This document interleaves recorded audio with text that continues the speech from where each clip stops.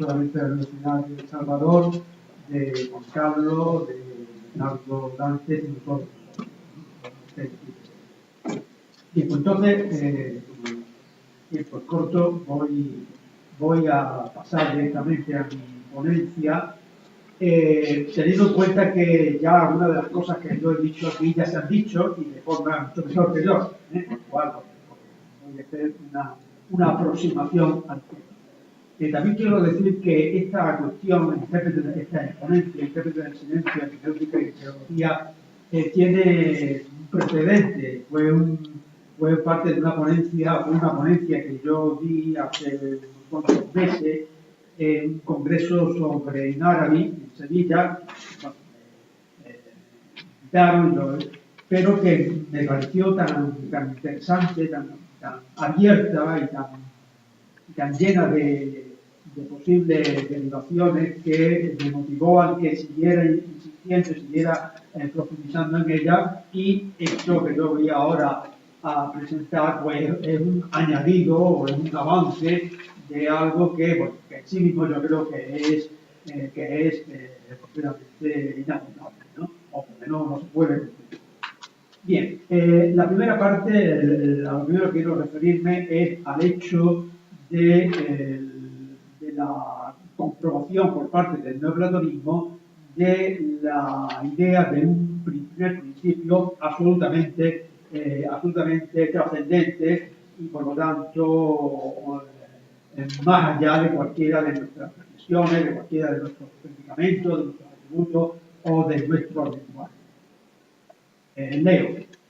Para encuadrar nuestro trabajo en su marco conceptual tenemos que remitirnos a la noción del primer principio como lo absolutamente trascendente, el uno más allá del ser, la pequeña teusía, que adquiere muchas determinaciones: sige, silencio; arreton, shem ameforas; tampig, deus asconditus. Los términos negativos son los elegidos para intentar definir aquello que trasciende todo lenguaje y todo concepto. Por eso los discursos apofáticos se afinan y se perfeccionan. Yo creo que esto es una característica de un pensamiento bien construido. En la medida en que es más capaz de propugnar un discurso apofático o negativo, es más profundo y más significativo, paradójicamente. Así, por ejemplo, el texto gnóstico Pensamiento Trimorfo llega a usar 22 palabras negativas para referirse al inefable primer principio. Y, curiosamente, de esas 22 palabras, 21 son coptas y una sola griega, lo cual significa la potencialidad filosófica del copto. O en Basílides, según el testimonio de Hipólito, encontramos una hiperbolización extrema del lenguaje negativo a la hora de hablar de aquello de lo que no se puede hablar. Toda esta tecnología privativa puede resumirse con la fórmula arretos, agnotos, acatanómatos: inefable, inconocible, sin nombre. Los orígenes de toda esta especulación está ligada generalmente, como bien sabemos, a Platón, República 509b, donde habla de la teusía; Timeo 28c, Sofista 238c, Carta séptima 341c, y toda la segunda parte del Parménides, donde encontramos por primera vez una auténtica enología desarrollada. A todo lo cual hay que añadir Aristóteles en Sobre la oración, un texto donde por única vez Aristóteles dice que el uno posiblemente sea superior al nous, cosa realmente sorprendente si lo comparamos con metafísica, pero lo dice claramente. Y en la literatura cristiana, Hechos 16:23, Efesios 1:21, Timeo 5:16, Juan 1:18, 6:46, 7:28, 8:19, 10:15, etc. Es decir, resumiendo, en todos estos textos evangélicos es donde se dice que nadie llega al Padre sino a través del Hijo, lo cual deducimos que el Padre es inefable, es es inconocible, etcétera, etcétera. Es importante esta aportación escriturística, pues se va a aunar al desarrollo temático del neoplatonismo para dar consistencia a la metafísica del silencio y de la prolación. Como estamos diciendo, es en el ámbito platónico donde se producen los presupuestos de esta concepción, y es el neoplatonismo el que desarrolla estos presupuestos conceptuales y presta así el armazón intelectual al despliegue que permitirá las especulaciones sobre el uno. A partir de aquí se van a ir postulando las formas ontológicas que revelan, manifiestan y pronuncian aquello que de otra forma crearía inasequible por absolutamente trascendente, o sea, pequeña de Lucía. Los ángeles desempeñan ese papel. Son daímones, logoi, angeloi, melequín, ángeles teóforos, eones, ¿sí? Son todo mediaciones. Se trata siempre, en esta lógica interna, de huir de la indeterminación que provoca el sostenimiento de un principio supremo abstracto, absolutamente idéntico consigo mismo, de un uno que en su cumplimiento cerrado impide el desarrollo de los seres. Es decir, si nos quedamos en el uno y solamente en el puro uno, entonces ¿qué pasa? Pues no pasa nada, porque solo hay uno. ¿No? Eso ya es lo que se plantea Platón en la primera pregunta de la segunda parte del párrafo. Por lo tanto, el uno hay que determinarlo de alguna manera. De un uno que, siendo siempre feos, agnostos, desconocido, impide cualquier relación con él. Se necesitan, pues, mediaciones que impidan el desierto de lo indeterminado, realidades que nos hagan accesible y decible y pronunciable el primer principio. Esos son los ángeles en su función metafísica. Ha sido de manera especial la tradición neoplatónica, Plotino, gnóstico, Damasio, Próculo, Dionisio de Areopagita, etc., la que ha desarrollado especulativamente los planteamientos que dimanan de una metafísica de aquello que está más allá del ser y de la experiencia a la que da lugar esa metafísica. No se trata solamente de un trabajo conceptual especulativo, se trata también de un trabajo experiencial, vital, porque si no estamos completamente desorientados. No es solo concepto, es también vida. Cuando el marco conceptual anterior se identifica con el marco, y ahora entramos en otro orden. Ahora vemos cómo esto, que yo aquí resumidamente, cómo se da cuando nos encontramos en un ámbito escritural. Cuando el marco conceptual anterior se identifica con el marco regido por la noción de libro revelado, entonces los ángeles o nombres se convierten en sentidos o interpretaciones de lo inefable, de lo que no tiene nombre, y el libro mismo adquiere la facultad de mediación.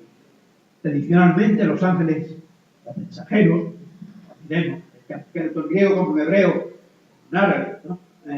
Hoy, Melequín, significa mensajeros, primariamente, son los encargados de transmitir la palabra, el lenguaje, el mensaje o designios divinos.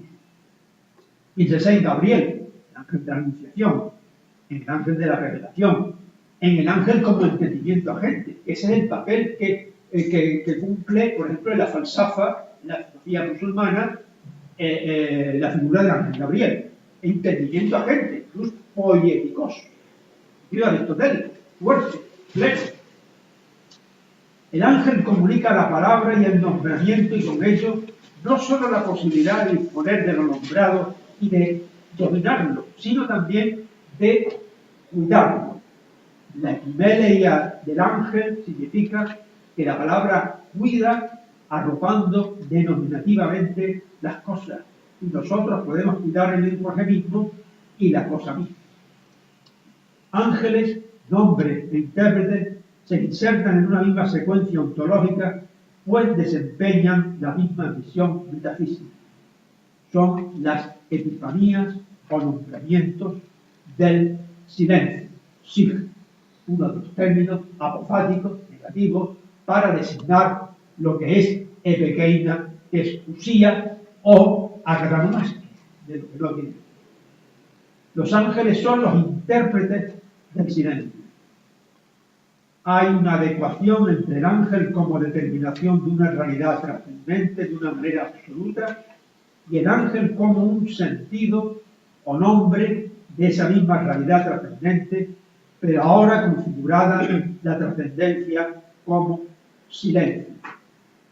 Por tanto, el ángel hermeneuta encierra un doble significado.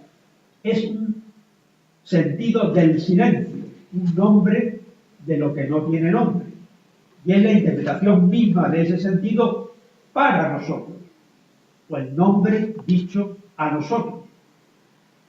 Ahí radica la experiencia del ángel como experiencia de nuestro sentido, el sentido dicho para nosotros.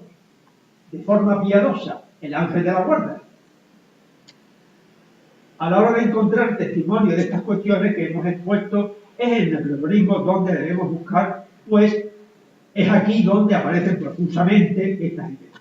Proclo es la referencia obligada, ya que, entre otras cosas, la expresión ángeles hermeneutas es suya. Cito Timeo 1, sobre el Timeo, mejor dicho, o sea, comentario al Timeo de Proclo.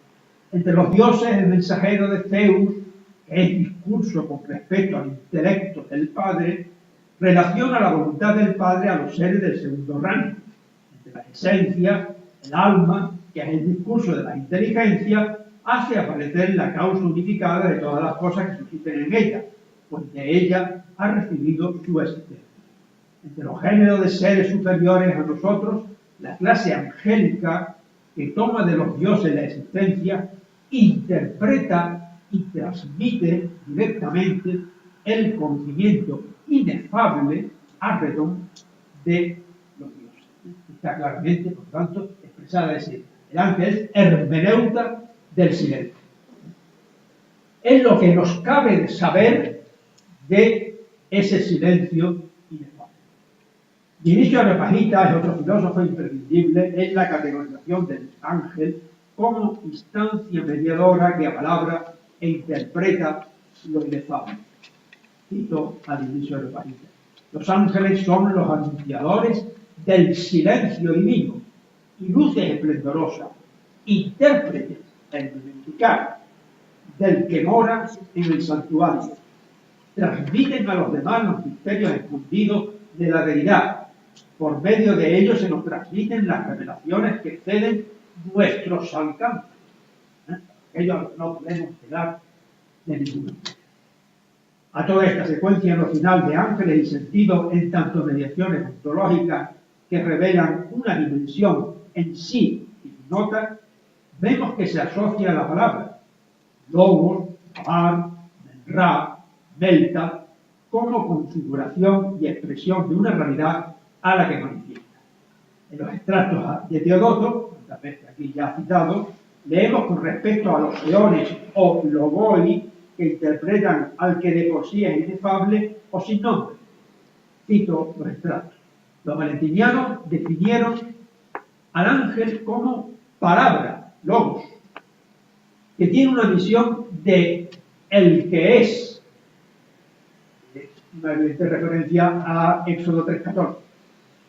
Y también a los eones los llaman con el mismo nombre de logos o logoi. En todos estos textos vemos cómo confluyen de manera orgánica las mediaciones determinadas como ángeles y nombres con los sentidos que trasladan e interpretan.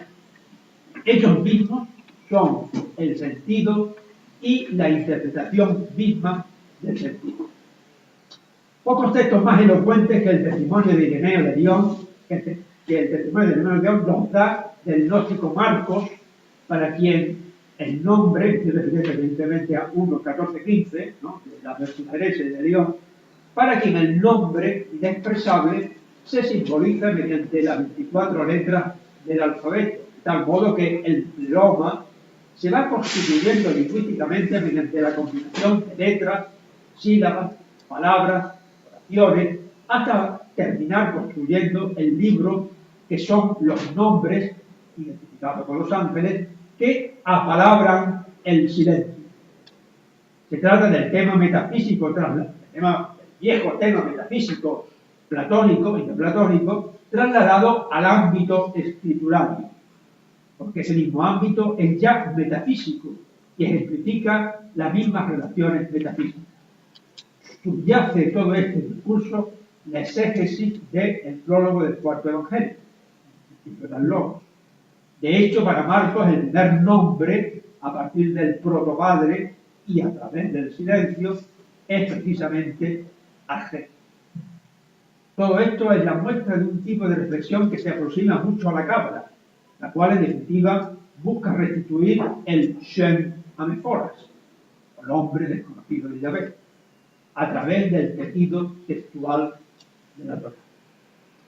Dado que el Logos se presenta en tanto palabra y nombre como mostración del primer principio, es lógico que la figura de Jesucristo ejerza esa función y así leemos en Orígenes.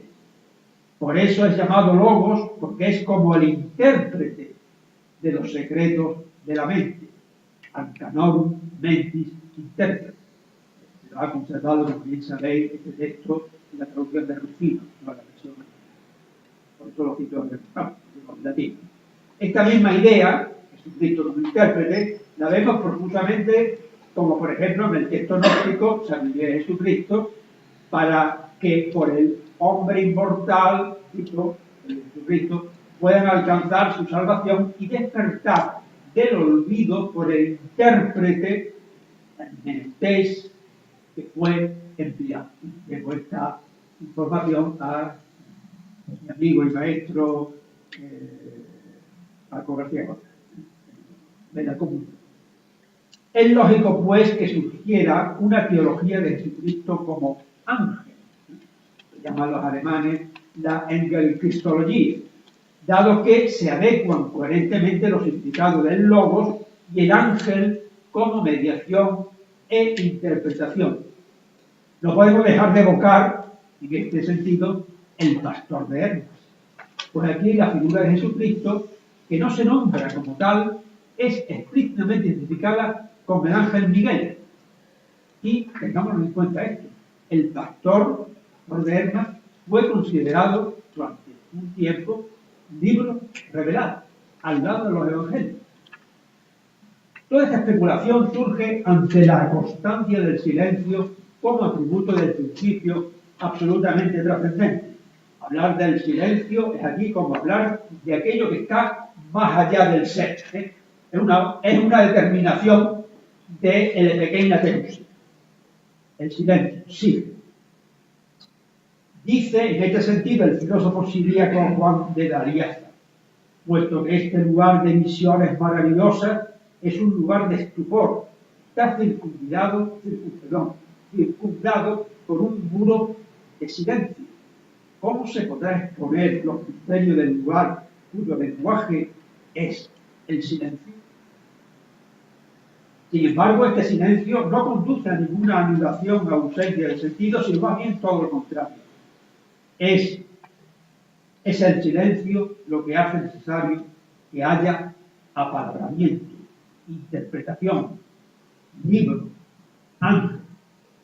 De la misma manera que el uno tiene que determinarse y dar lugar a lo otro, para no abocar al ámbito de la pura indeterminación, como se veía ya en Platón, en el Parménides, o a una situación en la que nada podría ser, decirse o pensarse, porque solo habría pura identidad abstracta, puro desierto ontológico. Henri Corbin ha teorizado de forma paradigmática la relación entre ángel, intérprete y sentido escritural. Sus análisis de la obra de Sihabuddin Yahya Solabardi, autor clave para la interpretación de estas cuestiones, han puesto en claro cómo se articulan estas conexiones a las que nos estamos refiriendo. Así, hablando de Solabardi, dice Corbin, el ángel Espíritu Santo, que es el ángel de Gabriel, el ángel de la Anunciación, el ángel de todas las anunciaciones, es para el hombre el hermeneuta de todos los mundos no revelados, de todos los niveles del universo que están colocados por encima del hombre terrestre. Fuera de esta función teofánica y hermenéutica del ángel, los demás mundos son solo silencio para el hombre. Resuenan aquí claramente ecos de Proclo, del neoplatonismo general, pero todo ello inserto en un contexto donde el despliegue de los sentidos del libro y su configuración como ángeles son las determinaciones que marcan el despliegue mismo del mundo. En el tema del ángel hermeneuta, del que no tiene nombre y es pura inefabilidad, encontramos la misma reflexión que lleva a la misión de un uno, dándose en sus determinaciones, en este contexto, dándose en sus nombres.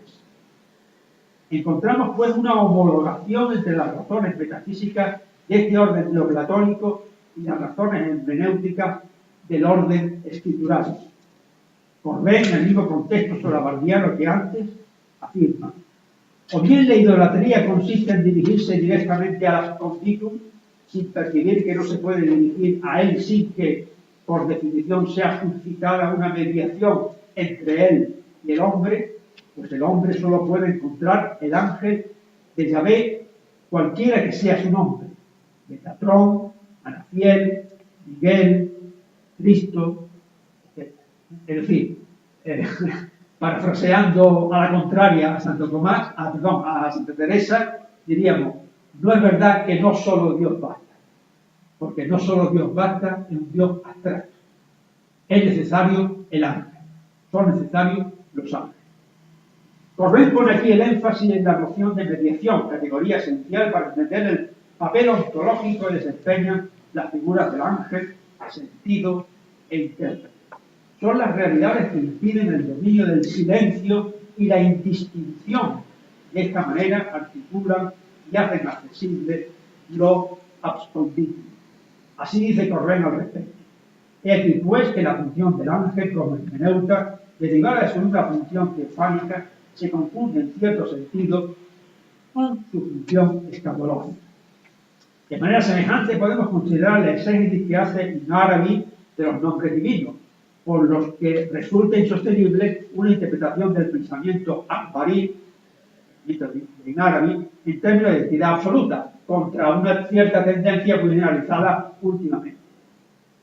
De la misma manera que el uno no anula lo múltiple, sino que posibilita una pluralidad de nombre, vamos a ver, de la misma manera que el uno no anula lo múltiple, sino que lo posibilita, el silencio no impide el nombre y el discurso, sino que por el contrario produce una pluralidad de nombres y de discursos. Así lo vemos en Dionisio o en Arabi, así lo vemos en Marco el Gnóstico, en Tustari, en Basarra, en Avicena, en el Yarf o en la Cabra. En todos ellos no ya el nombre adquiere carácter de hipóstasis, las mismas letras se convierten en parte de la prolongación del silencio y por tanto en interpretación misma del silencio. Uno, Benimá, en Sof, términos siempre referidos a esta idea del uno más allá de eso. Benimá y en Sof. Existe en el Islam una amplia y profunda tradición consistente en interpretar las letras del alifato, llaman las huruf, a modo de entidades metafísicas que a partir del Amr, es decir, la isla, la primera manifestación de Dios es su palabra, Amr, a partir del Amr o prolongación originaria, revelan el uno y constituyen la realidad de entre los desarrollos más... perdón, un momento, yo creo que me saltó una página. Constituye la realidad de entre los desarrollos más conocidos, citemos unos cuantos libros, el Selal al-Huruf de Tustari, el Kitab al-Jawah al-Huruf de Ibn Basarra o la Risala de Avicena, donde hace un desarrollo temático de esta cuestión, es decir, de las palabras, del alefato, de las letras del alefato árabe como muestra de estos nombres, y de las letras que van a constituir los nombres de Dios. En la Cábala se trata de una voz inaudible que se convierte en voz audible. Cito Zohar, gran voz que es el principio del nombre, como lo hemos indicado, pues es la voz sutil que hace subsistir las otras voces y todas se manifiestan gracias a él. Aquí, como en el Zohar y antes en el Sefer Yetzirah, se especula sobre las letras del alfabeto, Yod, Aleph, Dalet, como momentos del proceso de revelación del Ein Sof, principio inefable y por tanto formulado negativamente. Ein Sof equivaldría a la pequeña Tejusía de Torah. En otros lugares leemos, pues la Torah escrita ha emergido de la voz sutil interior y ha sido sellada y cerrada cuando ha llegado al nivel de los profetas. De forma parecida se afirma en el Zohar, esta voz está en los huecos y no es oída o revelada, y cuando sale de la garganta expresa lo pronunciado sin sonido y fluye sin cesar, aunque es tan tenue como para ser inaudible. De esto sale la Torá, que es la voz de Jacob. La voz audible sale de la inaudible. ¿Sí? De esto sale la Torá, que es la voz de Jacob. La voz audible sale de la inaudible. En el debido curso se liga el lenguaje y por obra del lenguaje emerge abiertamente. Desde el punto de vista, todo esto evoca unos Reyes 19, 10, 12, donde describiendo la teofanía mostrada a Elías leemos, y después del fuego, una voz de un tenue silencio. Quiero hacer una breve nota sobre esto, porque las Biblias castellanas suelen traducir este texto, unos Reyes 19, 10, 12, de la siguiente manera. Un silbo apacible y delicado, según Rey de Valera, el soplo de una aura suave, según Serafín de Orsejo, una brisa tenue, según Iglesia González y Alonso Seque, un ligero y blando susurro, según Nácar Colunga, y los 70, Foné, Aura, Lectes, lo cual me hace pensar que las traducciones castellanas están influidas por las septuagintas, ¿no? Pero en hebreo es claro. Wehar haesh kol, voz, kol de Shama de acá, una voz del cielo. Voz, no una voz del cielo. Por eso yo he traducido, y después del fuego, voz de un tenue cielo. Por lo cual, bueno, todo nos hace pensar que todos esos textos del Zohar, como última referencia, tienen el texto de el lenguaje mismo es fundamento, pues, por la revelación de lo inaudible. Igual que en la ciencia de las letras, del sufismo, se juega con la idea del libro como sustento del desenvolvimiento especulativo y de la hermenéutica como experiencia. Por otro lado, parece que no hay duda sobre la relación histórica entre Yarf, que son estas combinaciones de letras y de sílabas, y la cábala. Como bien ha visto Luis Massillon, subyace aquí la constancia de la emergencia del sentido en todo momento y anticipatoriamente. El lenguaje esencialmente sentido y terminación, estos se encuentran ya en las letras. Hemos visto de manera sucinta cómo a partir del uno o primer principio trascendente y silencioso se manifiestan las mediaciones ontológicas que determinan y hacen permanente ese primer principio. Logos, ángeles, libros, letras, nombres, sentidos, son algunas de esas determinaciones. Y ahora voy a la segunda parte de mi intervención. Pero ¿qué sucede cuando hay ángeles, hay libros, hay interpretaciones, pero no hay silencio, no hay signo, no hay primer principio inefable? Ese es el caso del zoroastrismo. En efecto, en el ámbito iranio, y singularmente en el zoroastrismo o ateísmo, apreciamos la ausencia de las sustancias de lo inefable. No hallamos lo inefable ni lo innombrable. No existe sigética. Por el contrario, todo es llevado al lenguaje porque no se encuentra la idea de inadecuación del lenguaje. Porque todo lo que he dicho anteriormente, que tiene como trasfondo el neoplatonismo, está la idea de que nuestro lenguaje no es asequible a la realidad última. Aquí sí. Por lo tanto, estamos ante otra dimensión de la experiencia metafísica y religiosa. No existe exigética, por el contrario, todo es llevado al lenguaje porque no se encuentra la idea de inadecuación del lenguaje. Sobreabunda la prolación para referirse a Aura Mazda o a la esfera del divino en general. Aquí, en el zoroastrismo, todo es susceptible de ser nombrado. El lenguaje es garantía de inteligibilidad y de apertura del sentido.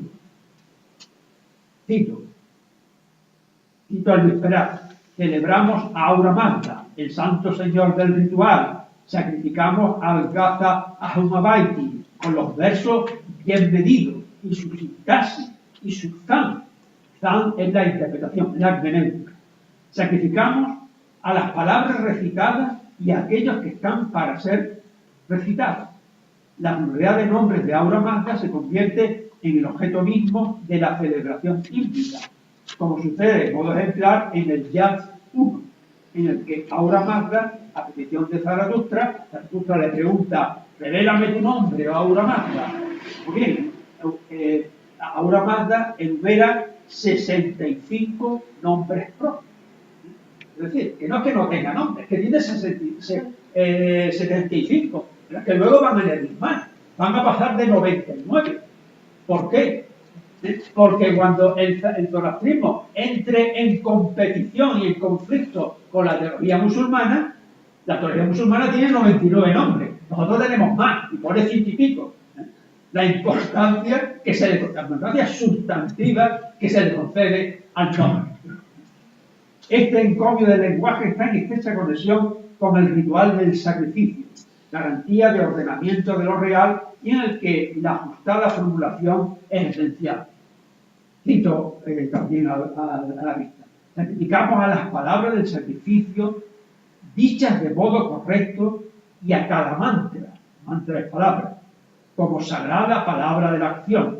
Celebramos sus capítulos, su métrica, sus palabras, su estructura verbal y sintáctica, su memorización, su ser cantada y su ser ofrecida. Y todo eso es Aura Mazda mismo. No es algo propedéutico para acercarnos a Aura Mazda, no. Es el mismo Aura Mazda dándose en el lenguaje. La alta valoración de la palabra litúrgica lleva a consideraciones tan hermosas y profundas como esta. Cito de nuevo también a la vista: porque el buey vuelve al polvo, el hombre valiente y fuerte vuelve al polvo, la plata y el oro se volverán polvo, el hombre valiente y fuerte volverá polvo. Lo que no se mezcla con el polvo son los Asenbou. Asenbou es como el Padre Nuestro, la palabra, el Padre Nuestro de los zoroastrianos, que un hombre recita en este mundo. Lo único que vale es la palabra. Todo es caduco, excepto el logos y el Asenbou. Si se pudiera sintetizar de algún modo todas estas facultades del lenguaje ritual en el madeísmo, habría que recurrir al Yatz, una de las partes de la Vesta, 12.2 Tontelegos. La fórmula sagrada, espectamantra, posee una gran cantidad de Warnaj. Warnaj es un término técnico trascendental e importantísimo para el zoroastrismo, significa la presencia luminosa de Aura Mazda en cualquier tipo de realidad. Sabiendo el sentido fundamental que tiene la noción de Warnaj para el madeísmo, gloriosa, entendemos la relevancia del lenguaje ritual como ordenación y donación de inteligibilidad. De hecho, uno de los nombres de Aura Mazda es no lo voy a decir en avéstico, que es impronunciable, el que posee la mayor Warnaj. Lo mismo que las aguas, el aire, la vegetación o la tierra, la palabra sagrada, también puede ser contaminada, por lo que también es necesario su cuidado, el cuidado, la quimelia de la palabra. Como tiene tiempo, termino. Bueno, pues tres conclusiones, ¿no? Me voy a saltar un poco, tres conclusiones. En primer lugar, yo creo que podemos establecer, en función de lo que he dicho, como dos morfologías de la experiencia religiosa y incluso de la experiencia mística. Una que es tendente hacia un principio de indeterminación en función de la de lo impropio de nuestro lenguaje para acercarnos a aquello que trasvasa todo nuestro lenguaje, y otra que afirma la potencialidad del lenguaje como posibilidad real de acceder a lo divino. Segunda, la importancia de la oración. La importancia de la oración como acto y operación filosófica en función de la sustantividad del lenguaje. Y en tercer lugar, en última instancia, la idea de que toda verdadera filosofía es filosofía del lenguaje. Y digo del lenguaje y lo digo de la lingüística.